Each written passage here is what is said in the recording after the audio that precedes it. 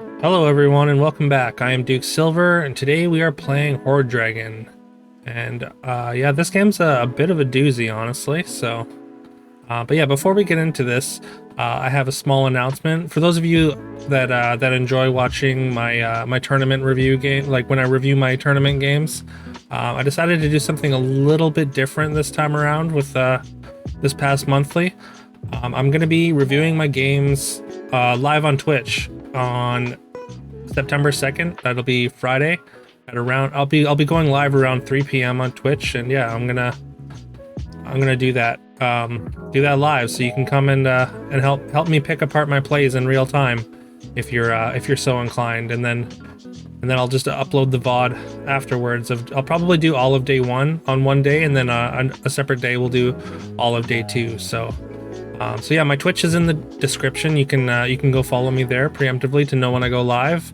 But yeah, it'll be my first official live stream. So I hope to see some of you there. All right, so let's get into this game. So we're Hoard Dragon. We picked up a couple bossies early. I had to sell a tiny to get into the pair of bossies, which seems a little counterintuitive, but I just really didn't want to have to lock bossy in the shop and then buy it later. So yeah, we just kind of made that leap. Took a bit of damage there, but getting this lucky is pretty good. It's gonna give us some econ. I wouldn't have locked that shop with the Billy Gruff if I didn't have the lucky. It's generally just not worth it to try and like aggressively find really medium pairs, but since there's a chance I could have gotten the Billy Gruff for free, I decided to lock it. And then I immediately sold it because I didn't really think this turn through. I just kind of started clicking buttons too fast, and like I wanted to cast the spell, so I should have just forgone the Billy Gruff and taken the pair of mummies. But yeah, unfortunately, we just kind of were very inefficient there during that turn. And yeah, we're gonna take some more damage, some more pain for our paragaming. Yeah, so now we're just gonna so we roll into a shop that has a 2 and a 3 triple. So obviously we're gonna take the 2 first in hopes of getting treasure map, or potentially like crystal ball into like a forking rod. So yeah, we're gonna take the bossy first, and we do find treasure map, which means that we can turn this wretched mummy into a level 6 treasure. So we're gonna lock that and just we're gonna cast a spell, and then we've got another 3 next turn, of course, with the Cinderella. This opponent is quite large. Again, we've been doing a lot of pair gaming, and really paying the price for it. We're at 18 now, going into level 4. Definitely not where we want to be, but yeah, now we get a level 6 treasure. So I mean, spear and singing sword are both great for immediate power, but we're gonna take the box because we have the ghost fight here. So it's basically a free fight, I assume. The person who died took a lot of damage every turn, and they just took 12 to die, I believe. So yeah, we're gonna take the box, spin the wheel here, and yeah, there's nothing there. So yeah, we get an Excalibur. Definitely not what I was hoping for. I was really hoping for like an early world tree or black prism or something, but obviously we're gonna have to make do. So we're gonna take a golden godmother and a princess peep to go with the godmother. We're gonna kind of build a god donk comp here. Just really run up the toughness on this donkey to hopefully carry us through a fight or two. I mean, not to mention we've got this court wizard as well with a decent amount of power, so if we just get a ton of toughness on it, then it's going to be able to carry a fight at this stage of the game as well. And unfortunately, I kind of want to play the Cinderella just because of the court wizard, but I think it's just so much better to play the mummy, so we're just going to cut the Cinderella and play the mummy instead. And yeah, every time one of my good characters die, everything else that's good is going to get 8 toughness, which is just an absurd amount. So unfortunately, we come up against a player playing 2 soul tax to protect their entire back line. So we're gonna complete their Nutcracker quest for them, unfortunately. And our wildly huge toughness on our donkey doesn't really play in at all. So Fortunate there. It's just a really really unfortunate opponent RNG there.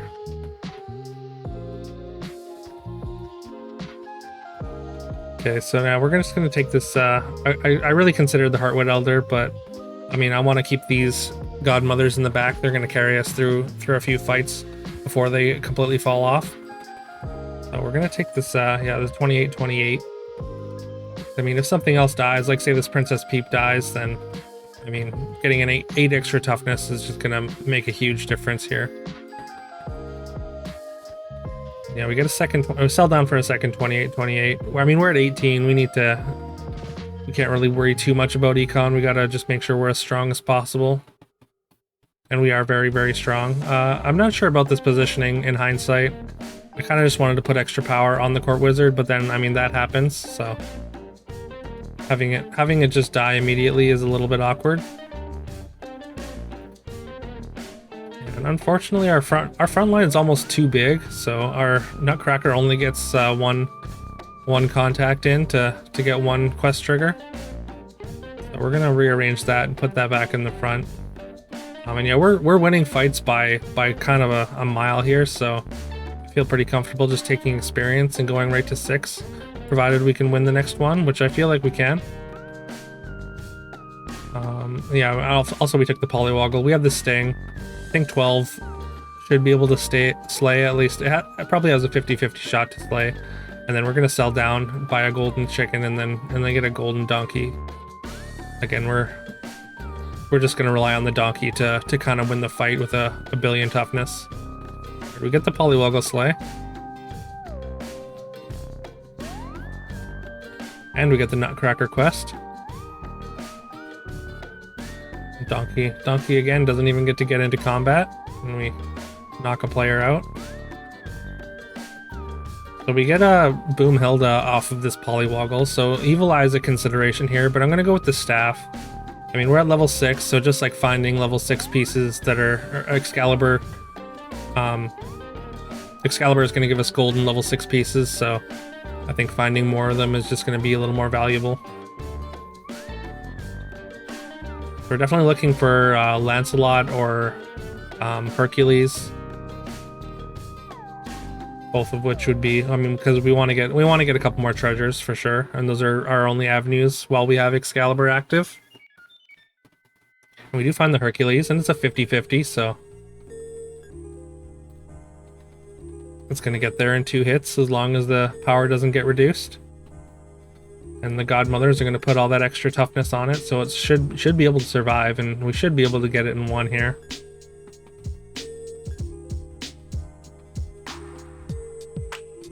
There we go, 1 and 2 hits for Hercules there, and quest is done. Deal a whole ton of damage. Alright, so this is a little bit of an interesting choice here. I mean, Magic Sword is fine if we can get like, it's good on Good Boy, I think. Although I think Mirror is probably just better with Good Boy. So I'm gonna take the Mirror here, although there's an argument for Round Table as well, because we can find golden trees with our staff and Excalibur. So like Round Table Trees is of course very, very powerful, but because I've already got all these good characters, if I can just find a Good Boy in a reasonably short order, I should be able to put together a Mirror Boy comp.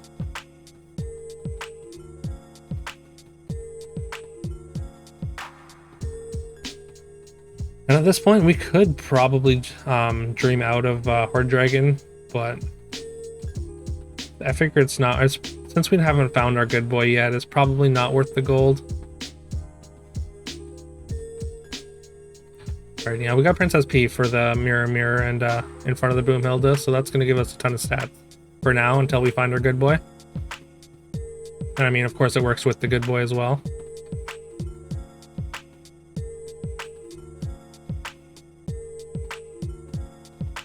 I'm going to put a River Wish Mermaid behind this.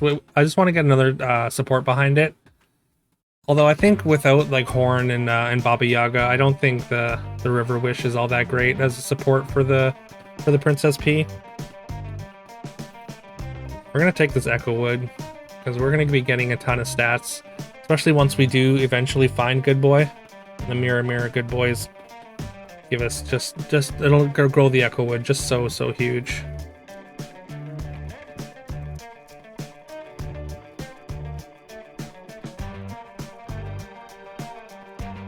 Fortunately, our Boom Hilda gets taken out, so our resummon P is only going to have one, or be a 1/1, and not really do anything on the board there. And yeah, they get a draw, so them taking out that Boom Hilda was probably the difference between them losing and then getting the tie there. A couple more golden Echo Woods that we're just gonna have to pass by. If we were Round Table Trees, I feel like we'd have a pretty absurd board at this point.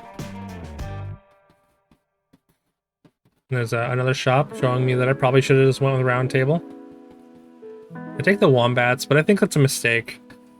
Because Mirror makes the board pretty clogged up in the front with summons, like the 1/1 version, like if I don't have any board space for the golden character to resummon, like we see right there, then the Wombats just becomes a 1/1, and it's just gonna leave behind basically not much of anything really.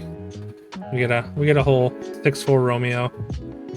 It's a whole +1/+1, so. In theory, Wombats seemed like a good choice for Mirror, but in practice it doesn't really work out that way. And yeah, we managed to take them down. Also, I kind of glossed over the fact that opponent is Round Table Trees, and they're very large. So we get some good attacks to win that combat. I think it was pretty close to a 50-50, if I remember my tracker correctly. Alright, and we find the Good Boy finally. We're against the Ghost, so I think I'm gonna sell down for this. Like the Wombats, River Wish, Godmother, and the Gingerbread Knight are never coming back in, and I think we can give up the Hercules. This Mirror with this golden Good Boy is gonna be good enough to beat the Ghost for sure, I think.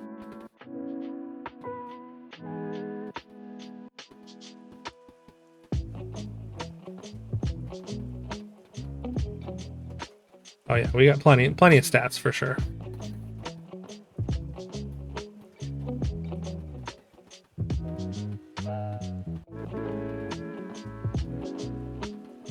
It looks like our numbers aren't quite big enough to take down Round Table Trees quite yet, though. Consider taking the Green Knight just to put extra toughness on my Princess P and then subsequently on the supports, but I think just having ranged supports is more important. Especially if they start assembling a bunch of Echo Woods and things with their Round Table, then it's just going to be too much. Too many stats for us to be attacking into. We're going to need to get our ranged attacks. And there's another Princess P. We do have enough for a full backline of supports, so it works really well with the Mirror, so I'm gonna lock it, and we're just gonna cast this Rotten Apple against the Fates here. The Fates looks like they had a hard time getting their Aeon Ball going, so we're gonna roll over them with relative ease here, I think.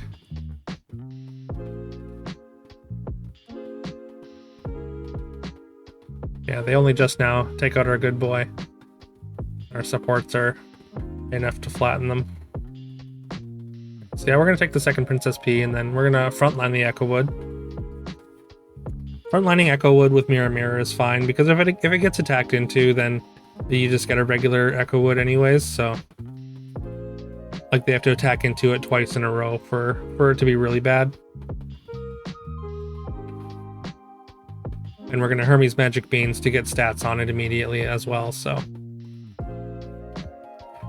The Round Table Trees has gotten a lot bigger since last we saw them. They've got Mimic Round Table now, which you would think doesn't do anything, but I'm pretty sure, especially with the Burn Beards, it's going to like basically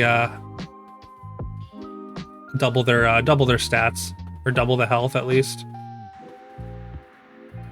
It checks twice anyway, so like once Burnbeard gets all its attack, and then it increases its toughness by that same amount, and then Round Table triggers again. And it won't do anything for most things, but since Burnbeard just has a big disparity of toughness and attack after it triggers, then it's gonna just basically just yeah, double its growth kind of thing.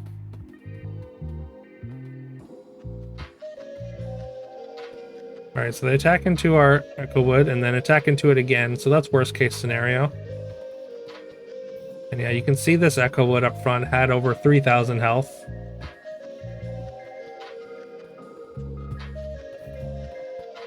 So previously our Echo Wood was able to get up over 4,000 attack and trade with it, but unfortunately not so anymore. So yeah, we're gonna play the second good boy over the Princess P, of course. I mean, the good boy, the more good boys with Mirror Mirror you have, the more it kind of gets exponential rather than just additive, I guess. Because like with Princess P, just like it just adds more stats, whereas the more good boys you add, the more stats the good boys see and give each other and transfer around. And yeah, we took a cat's call there, just basically hoping that once the front line is kind of taken out, then we're gonna get some blockers in front. And we're getting a bunch of stats on our back line here. Echo Wood doesn't quite get big enough to trade with one of these giant Echo Woods, but we got a couple 1,000 attack supports that are able to chunk them down and get the win. We're very fortunate that they never found they have a mimicked wand there. They could have triple Pigomorphed us and just won the game, but fortunately they never found that, and our stats just managed to outstat the giant Round Table Trees. So that was a really very large finals, I would say.